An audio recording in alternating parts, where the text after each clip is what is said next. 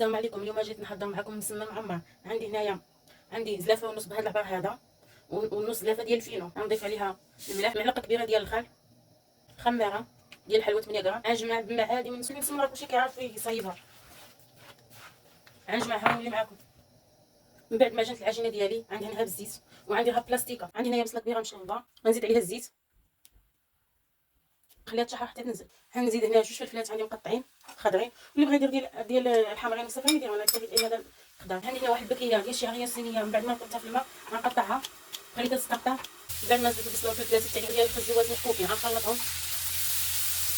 شويه ديال القزبر مقطع خضار، غنزيد العطريه. عندي هنايا ملعقه صغيره ديال السكينجبير وديال الكركم، وملعقه ديال الابزار، وملعقه صغيره ديال الملحه.